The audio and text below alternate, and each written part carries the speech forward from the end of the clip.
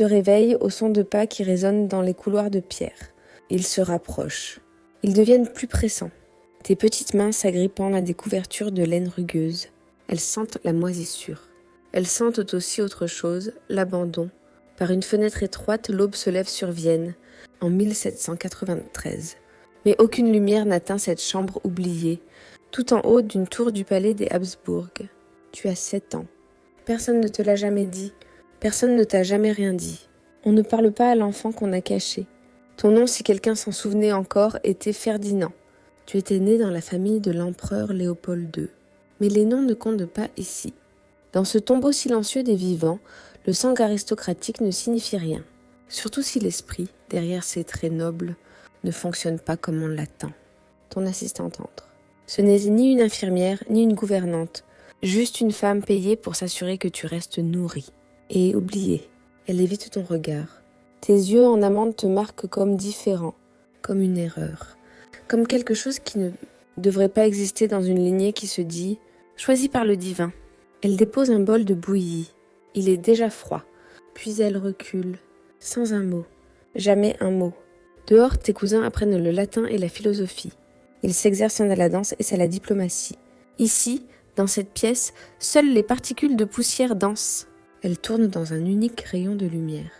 Tu les regardes pendant des heures. C'est tout ce que tu as. Avant de plonger dans ces histoires oubliées de survie et de souffrance, si tu aimes découvrir les vérités cachées de l'histoire, n'hésite pas à aimer cette vidéo et à t'abonner pour d'autres contenus de ce genre. Et laisse un commentaire pour me dire d'où tu écoutes.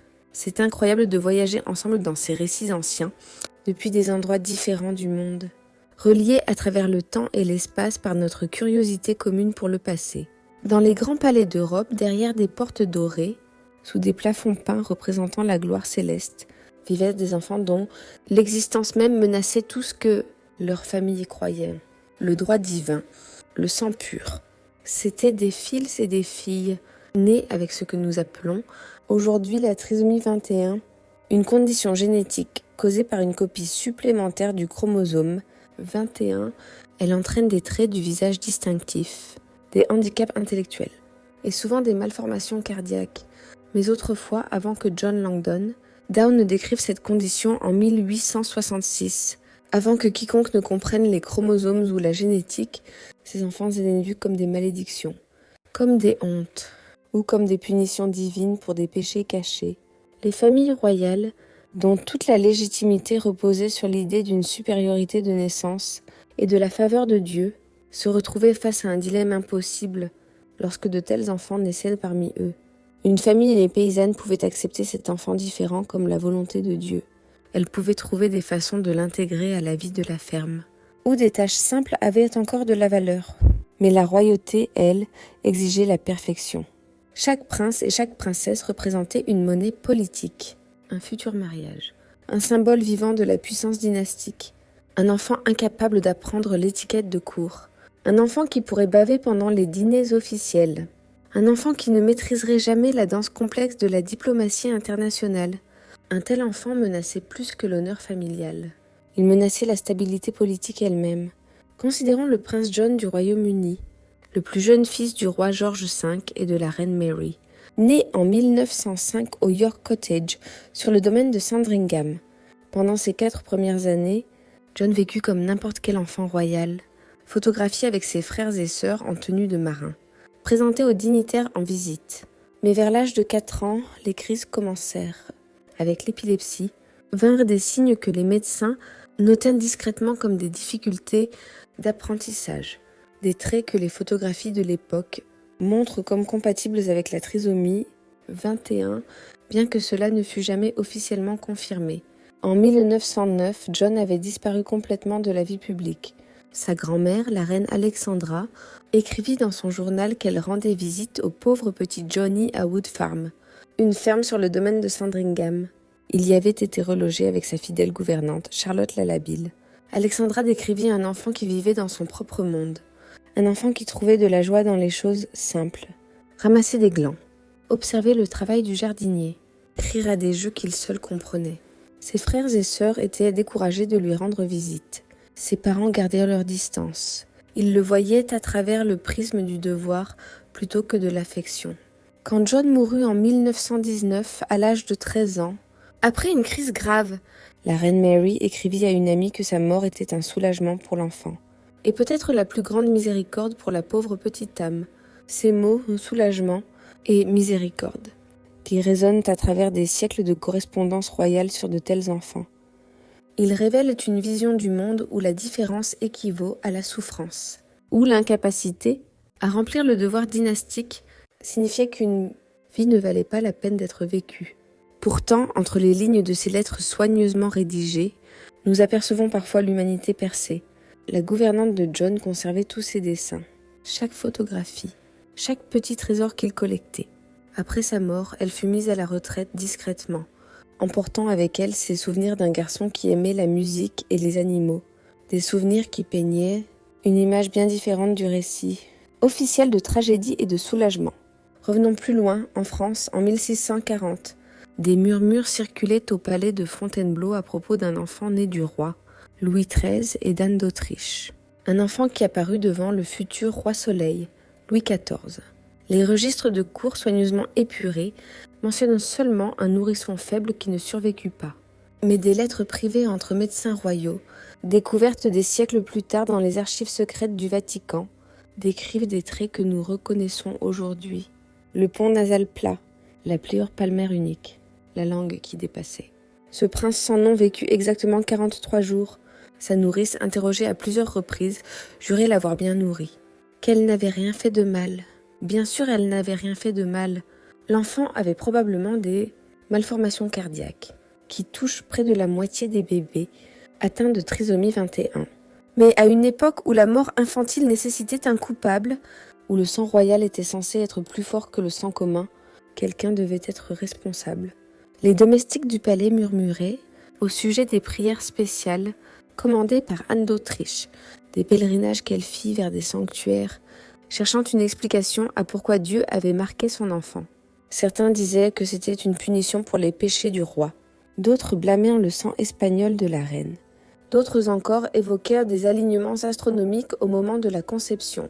Ce que personne ne disait, ce que personne n'osait suggérer, c'était que parfois la nature crée simplement des variations, que cet enfant n'était ni une punition ni une malédiction, mais simplement différent. Ce genre de pensée n'émergerait que des siècles plus tard. En Russie, la dynastie Romanov faisait face à ses propres hontes cachées. Alors que l'histoire se souvient de l'hémophilie d'Alexis, peu connaissent la plus jeune fille du grand-duc Vladimir Alexandre, née en 1882. Son nom n'apparaît dans aucune généalogie officielle, mentionnée seulement comme une fille en bas âge, morte jeune, si elle mourut. Mais les registres de paix du palais, Alexandre montre des paiements continus à un groupe spécifique de domestiques. Assigné à la nurserie de l'aile Est pendant 16 ans après sa naissance, bien longtemps après qu'une mort infantile aurait exigé une telle attention. Les lettres des dames d'honneur décrivent une fille qui n'apprit jamais à parler correctement. À 14 ans, elle jouait encore avec des poupées destinées aux tout petits. Elle devait être surveillée constamment, de peur qu'elle ne s'aventure dans les jardins gelés en chemise de nuit, riant aux flocons de neige. Lorsque la Révolution survint en 1917, cette grande duchesse oubliée disparut tout simplement de l'histoire. Les soldats révolutionnaires l'ont-ils trouvée dans la nurserie de l'aile Est, cette enfant-femme qui ne comprenait pas pourquoi tout le monde criait? Un serviteur l'a-t-il emmenée en secret, peut-être dans un village isolé, ou une femme simple d'esprit qui aimait les poupées pourrait vivre inaperçue? Ou bien la famille elle-même, fuyant pour sauver sa vie, prit-elle une décision calculée sur qui pouvait être sauvé et qui ne pouvait pas l'être? Nous ne le saurons jamais. La Révolution a une façon d'effacer les vérités gênantes avec les régimes qui les ont créés. La lignée des Habsbourg d'Espagne, déjà célèbre pour ses mariages consanguins, produisit de nombreux enfants avec diverses incapacités. Charles II, l'infirme, le sorcierisé, est bien documenté. Sa mâchoire Habsbourg si prononcée qu'il pouvait à peine mâcher. Sa capacité mentale si limitée qu'il ne parla qu'à l'âge de 4 ans. Mais Charles avait des frères et sœurs, des cousins, qui n'entrèrent jamais dans les portraits officiels, qui ne reçurent jamais de nom ni de titre. Les médecins de la cour espagnole codèrent en latin, espérant survivre à leur propre mémoire. Ils documentaient des nourrissons nés avec des traits mongoloïdes en utilisant une terminologie qui ne serait officiellement médicale que 2 siècles plus tard. Ces médecins notèrent que de telles naissances augmentaient à chaque génération, de mariages entre cousins, d'unions oncle-nièce, dans les tentatives désespérées de garder le sang royal pur. Un médecin, Diego Mateo Zapata, écrivant en 1693, décrivit avoir examiné une princesse dont le nom avait littéralement été rayé des registres. Il nota sa petite taille, ses difficultés à avaler, ses retards de développement profond, mais aussi autre chose, son affection extraordinaire, son désir d'embrasser tous ceux qu'elle rencontrait, sa joie pure pour la musique et la danse, même si elle ne pouvait pas suivre le rythme. Zapata fut finalement brûlé par l'Inquisition pour avoir suggéré que peut-être ses enfants n'étaient pas maudits, mais simplement des exemples de la mystérieuse variété de Dieu. Ces notes, cachées dans le fond d'un texte médical, ne furent découvertes qu'en 1954. Dans l'Empire ottoman, des règles différentes doivent s'appliquer, mais des tragédies similaires se déroulaient. Le sultan Mehmed III, qui régna de 1595 à 603, aurait eu un fils né avec des traits distinctifs et des retards de développement. Les lois de succession ottomanes étaient brutales. Les princes se battaient jusqu'à la mort pour le trône. Tout signe de faiblesse signifiait l'élimination certaine. Ce prince sans nom ne mourut pas dans l'enfance, contrairement au registre. Il fut envoyé dans les cafés, la cage, une prison luxueuse au sommet du palais, où les héritiers potentiels étaient gardés en isolement. Les registres uniques montrent que nourriture et provisions furent livrées dans une chambre spécifique des cafés pendant 23 ans après la mort supposée de ce prince. Les gardes rapportèrent des sons étranges. Pas les protestations habituelles, ni les complots des princes emprisonnés, mais le même chant répété encore et encore, et des rires à des heures inhabituelles. Lorsque le sultan Ahmed I mourut en 1617 et que le chaos de succession éclata, toutes les chambres des cafés furent ouvertes pour vérifier tous les héritiers potentiels. Une chambre, selon les mémoires d'un garde écrites des décennies plus tard, contient un homme adulte avec l'esprit d'un enfant. Il était entouré de milliers de morceaux, de verres colorés disposés en motifs complexes sur le sol. Il avait passé 2 décennies à créer un art que personne ne verrait jamais, à fredonner des chansons que personne n'entendrait jamais, à vivre une vie que personne ne reconnaîtrait jamais. Que lui arriva-t-il au moment de cette découverte ? Les registres s'arrêtent, le silence tombe. Un autre fantôme dans les murs du palais. La lignée Wittels de Bavière laissa plus de traces de leurs enfants cachés. Peut-être parce que le roi fou Ludwigin rendait l'excentricité presque à la mode. Sa cousine, la princesse Alexandra, née en 1826, fut gardée au palais de Nymphenberg dans ce que les domestiques appelaient l'aile, silencieuse. Les biographies officielles affirment qu'elle mourut à l'âge de 3 ans. Mais les comptes du ménage montrent des dépenses pour ses soins jusqu'en 1851. Le journal d'une gouvernante, donné à la bibliothèque d'État de Bavière en 1923, décrit l'enseignement à une femme de 25 ans des tâches de base. Comment s'habiller ? Comment utiliser correctement une cuillère ? Comment reconnaître les lettres ? Même si elle ne formerait jamais de mots, cette gouvernante écrivait avec une tendresse inattendue au sujet de l'amour d'Alexandra pour ses canaris domestiques. Elle pouvait passer des heures à les écouter chanter, parfaitement heureuse, dans un monde qui ne demandait rien de plus d'elle que d'exister. Pourtant, même cette gentillesse relative avait des conditions. Alexandra pouvait vivre, mais elle ne devait pas être vue. Elle pouvait exister, mais pas comme princesse. Pas comme une personne portant un nom figurant dans les documents de succession. Lorsqu'elle mourut enfin, son corps fut discrètement inhumé, dans une section non marquée de la crypte royale. Pas de cérémonie, pas d'annonce. Comme si 25 ans de vie pouvaient être effacés, simplement en prétendant qu'ils n'avaient jamais existé. Au Portugal, la maison de Bragance fit face à sa propre crise en 1734, lorsque l'infante Maria Francisca naquit du roi Jean V. Les peintres furent immédiatement chargés de créer son portrait officiel, pratique standard pour les naissances royales. Mais le portrait ne fut jamais achevé. L'artiste John Ranke quitta le Portugal brusquement. Sa commande non payée, ses esquisses brûlées. Des années plus tard, mourant à Madrid, Ranke confessa à un prêtre à propos de l'infante dont il ne pouvait peindre les traits, d'une manière qui satisferait le roi. « Comment peindre l'innocence elle-même » demanda-t-il apparemment, « quand l'innocence n'est pas ce que le pouvoir exige ?» Maria Francisca vécut jusqu'à l'âge de 11 ans, cachée au couvent de Santo Sonovo à Lisbonne. Les religieuses qui s'occupaient d'elle laissèrent des archives d'une enfant qui aimait aider aux tâches simples. Plier les nappes d'autel, nourrir le couvent, chanter avec les prières, même si elle n'apprit jamais les mots. Lorsque la fièvre l'emporta en 1745, les religieuses demandèrent la permission de l'enterrer dans leur cimetière, plutôt que de renvoyer son corps à la famille royale. La permission fut accordée immédiatement, presque avec empressement. Sa pierre tombale indique simplement « Enfant de Dieu, aucun nom, aucune date, aucun lien avec le trône qu'elle n'aurait jamais pu hériter ».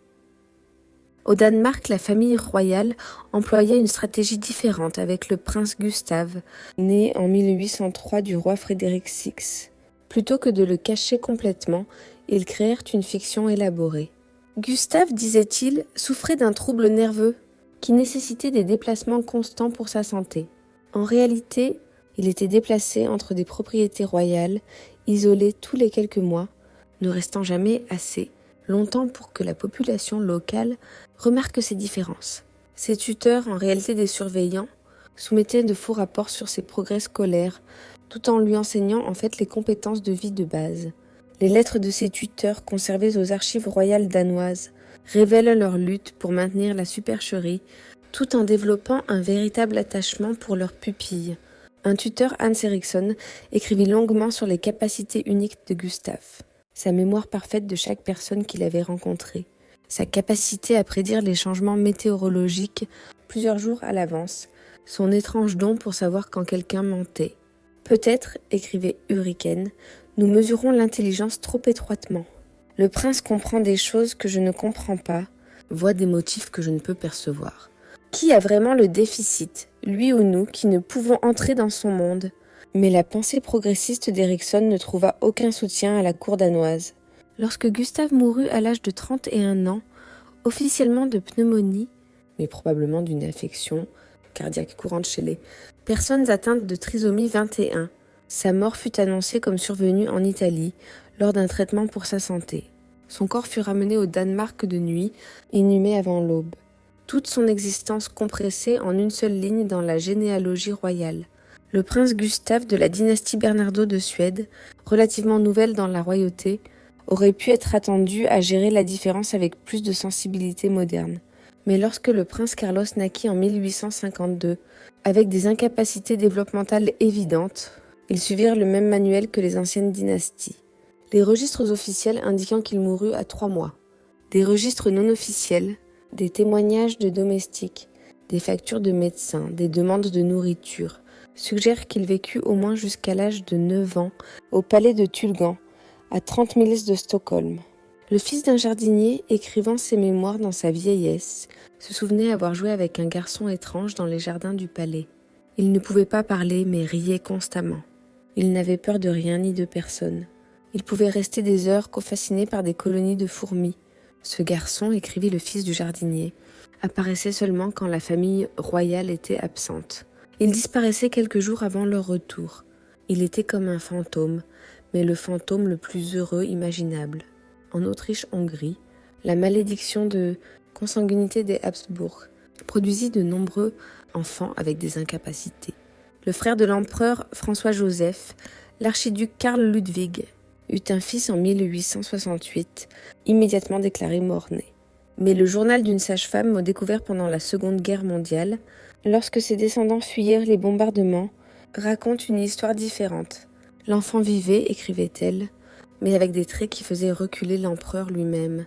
Quelques heures après la naissance, le nourrisson fut retiré de sa mère, à qui l'on dit qu'il était mort. La sage-femme fut jurée au secret, bien rémunérée, et avertie que rompre son serment signifiait la mort. Des années plus tard, cette même sage-femme fut appelée dans un monastère près de Vienne pour soigner un enfant malade et le reconnut immédiatement. Les religieuses, apprit-elle, avaient été payées pour l'élever comme un orphelin, sans jamais connaître sa véritable identité. Ils l'appelèrent Félix, signifiant heureux, car malgré ses limitations, il rayonnait de joie. Il vécut parmi eux pendant 12 ans, aidant aux tâches simples, chéri par les frères qui voyaient dans son innocence une forme de sainteté. Lorsqu'il mourut de la scarlatine en 1880, tout le monastère fut en deuil. L'abbé, notant sa mort dans les registres du monastère, écrivit « Notre Félix est retourné vers Dieu, qu'il aime sûrement mieux que le monde ne le pourrait jamais. Ces enfants cachés existaient dans toutes les maisons royales européennes. Leurs histoires suivaient des schémas déprimants, naissance, reconnaissance de la différence, dissimulation, effacement. Pourtant, parfois, des fissures dans le récit officiel révèlent une tendresse inattendue. Le prince Waldemar de Prusse, né en 1889 de la sœur de Guillaume II, fut caché comme tous les autres.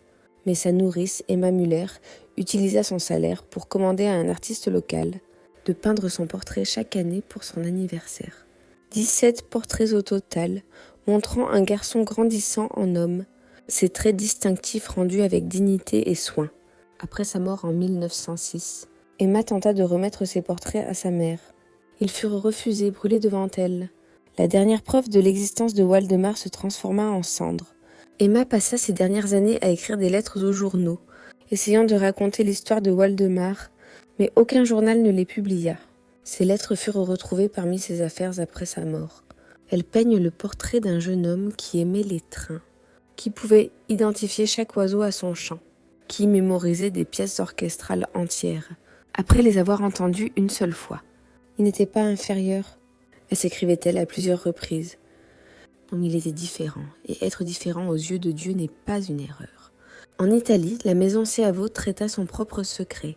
Lorsque la princesse Giovanna naquit en 1879, contrairement à d'autres familles royales qui cachaient complètement leurs enfants, les Seavo tentèrent un compromis. Giovanna apparut à certains événements publics strictement contrôlés, toujours à distance, toujours brièvement. Le public fut informé qu'elle était délicate et ne pouvait supporter de longues cérémonies. En réalité, elle fut soigneusement préparée pendant des semaines avant chaque apparition. On lui enseigna à saluer, à sourire, à rester immobile pendant un nombre précis de secondes avant d'être emportée. Derrière les murs du palais, Giovanna vivait une vie plus complète que beaucoup de ses pairs avec des conditions similaires. Elle avait des tuteurs qui se concentraient sur ses forces, sa mémoire extraordinaire pour la musique, sa capacité à apprendre par répétition, son don pour comprendre les animaux. Elle avait un petit personnel de domestiques qui lui parlait comme à une personne et non comme à un problème. Lorsqu'elle mourut à l'âge de 33 ans, ses funérailles furent privées mais dignes. Le roi Alberto I, son oncle, déclara apparemment « Elle a vécu telle que Dieu l'a faite et cela suffisait ». Mais le progressisme relatif de l'Italie fut l'exception. En Belgique, le roi Léopold II, infâme pour son exploitation brutale du Congo, ne montra pas plus de miséricorde à sa propre fille handicapée, née en 1864. Les mémoires de la princesse Stéphanie, publiées après la mort de son père, mentionnent une sœur dont on ne parlait pas, dont la chambre au palais fut finalement murée complètement. Les domestiques travaillant au palais à cette époque, interviewés par des historiens dans les années 1920, décrivirent entendre la voix d'un enfant derrière ces murs pendant des années, chantant des chansons absurdes, appelant une mère qui ne venait jamais.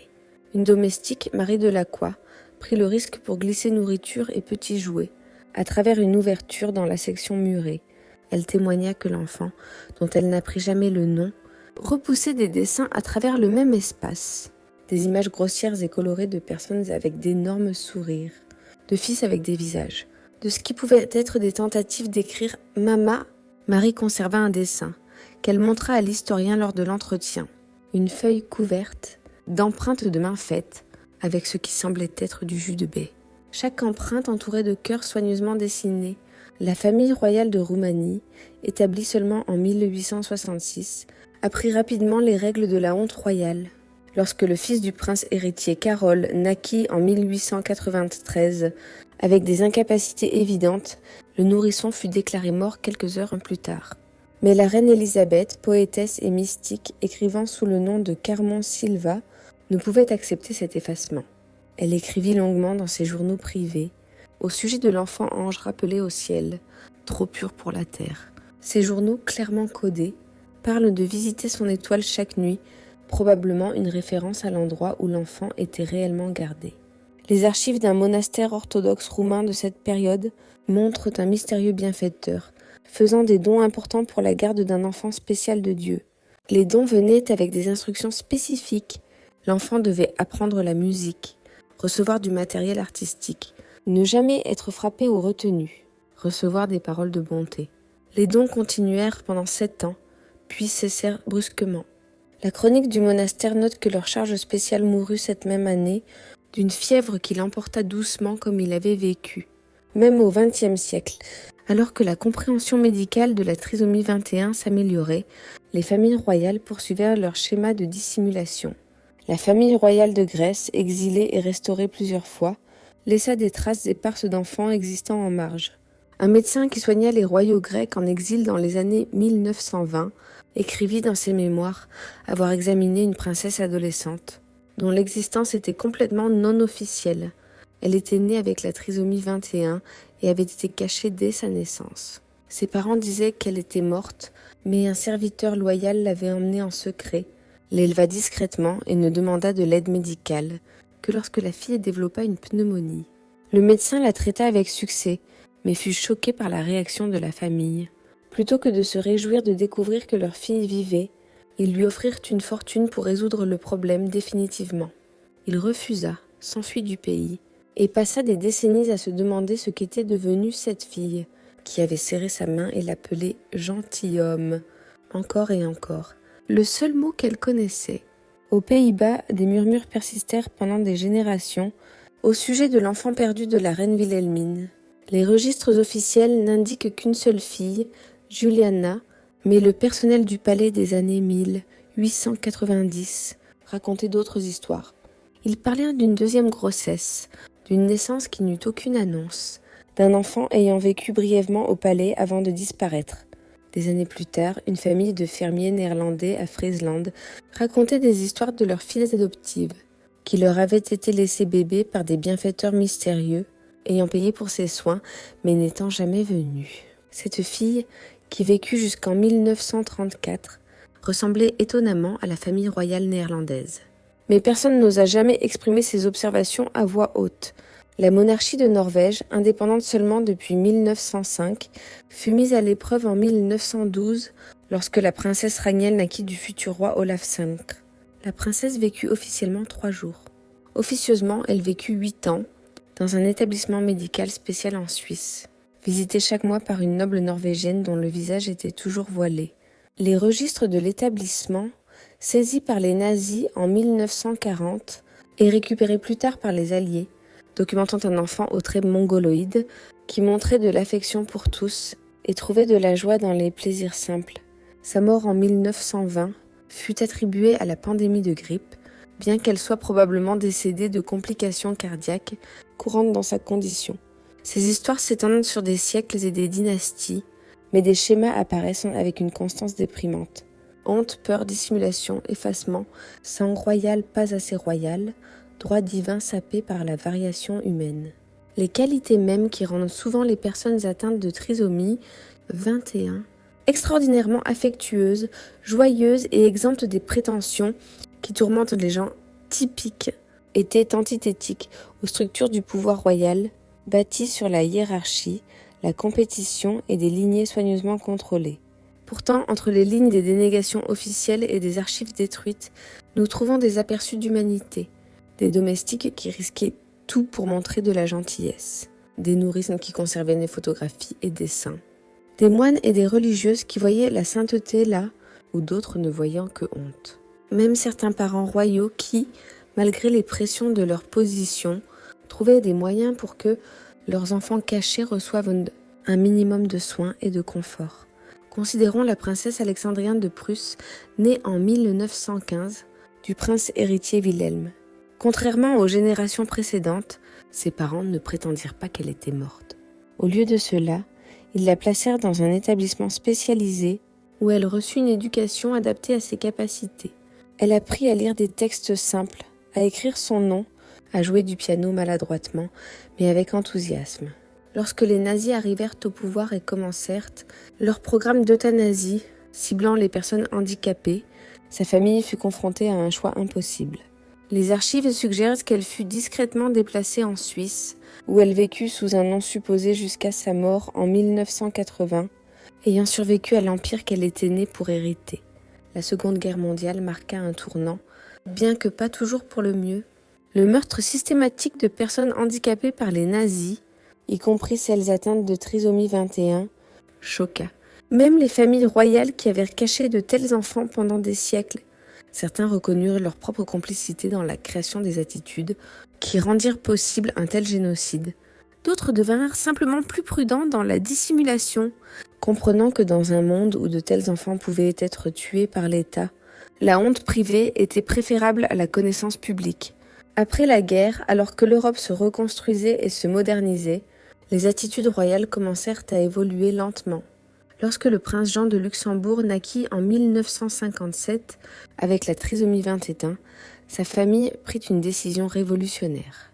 Ils le reconnurent, pas complètement, pas fièrement, mais ils admirent qu'il existait, qu'il vivait dans un établissement de soins spécialisé, qu'il était leur fils et leur frère, une fissure dans des siècles de déni absolu. Dans les années 1960 et 1970, les progrès médicaux signifiaient que les enfants atteints de trisomie 21 vivaient plus longtemps et en meilleure santé. Les familles royales ne pouvaient plus prétendre que ces enfants mouraient inévitablement dans l'enfance. Certaines commencèrent à soutenir discrètement des organisations aidant les familles avec des enfants handicapés, bien que rarement en reconnaissant la raison de leur intérêt. D'autres poursuivirent les anciens schémas mais avec une efficacité moderne. Institutions privées dans des lieux discrets, fonds fiduciaires garantissant le silence, dossiers médicaux disparaissant dans des archives privées. La famille royale moderne d'Espagne rompit complètement avec la tradition lorsqu'en 1973, ils reconnurent publiquement que le neveu du roi, Juan Carlos, était né avec la trisomie 21. L'enfant apparut sur les photographies de famille, assista à certains événements publics, et on parlait de lui avec affection plutôt qu'avec honte. C'était révolutionnaire. Pourtant, cela mettait en évidence à quel point une reconnaissance humaine aussi basique avait été récemment refusée à ses enfants. Aujourd'hui, nous savons que la trisomie 21 est simplement une variation génétique qui survient dans environ une naissance sur 700 à travers toutes les populations, toutes les classes sociales, toutes les lignées. Nous savons que les individus atteints de trisomie 21 peuvent mener des vies pleines et significatives, qu'ils éprouvent la même gamme d'émotions que n'importe qui, que leur déficience intellectuelle ne diminue pas leur humanité. Nous le savons maintenant, mais pendant des siècles, les familles royales qui revendiquaient une nomination divine, qui justifiaient leur pouvoir par une supposée supériorité génétique, ne pouvaient pas se permettre de savoir cela. Les familles royales modernes font toujours face à ces défis, bien que généralement avec plus de compassion que leurs prédécesseurs. Lorsque des rumeurs circulent sur un enfant royal handicapé, les équipes de relations publiques du palais émettent des déclarations prudentes concernant la vie privée et les affaires familiales. Un soutien est fourni, des soins sont organisés, mais l'intégration complète dans la vie royale reste rare. Les anciennes habitudes meurent difficilement et la pression sur les enfants royaux pour être parfaits, ou au moins pour apparaître parfaits, persiste. Certains historiens soutiennent que ces enfants cachés représentent l'un des plus grands échecs moraux de la monarchie, le refus systématique de reconnaître l'humanité de leurs membres les plus vulnérables. D'autres soulignent que les familles royales étaient des produits de leur époque, suivant des conventions médicales et sociales qui qualifiaient ces enfants d'idiots, mongoloïdes et recommandaient l'institutionnalisation. Les deux perspectives contiennent une part de vérité.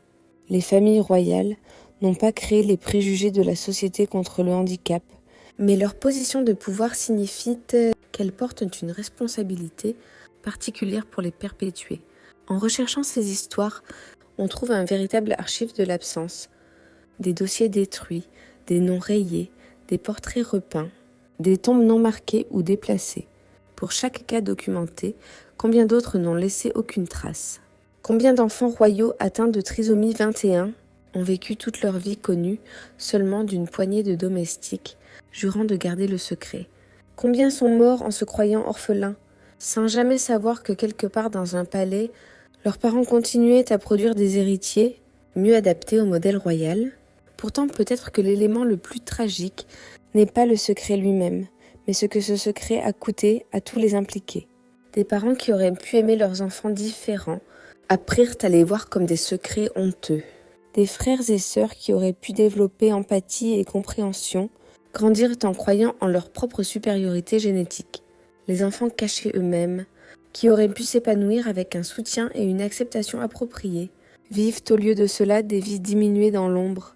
La médecine moderne nous a donné des outils que ces figures historiques n'avaient pas. Les tests prénataux peuvent maintenant détecter la trisomie 21 avant la naissance, menant à des choix moraux différents mais tout aussi complexes. Certaines familles royales ont probablement interrompu des grossesses après avoir reçu un tel diagnostic, ajoutant une autre couche à cette histoire de l'absence. D'autres ont choisi de poursuivre la grossesse et d'élever des enfants avec un handicap, bien que rarement en public.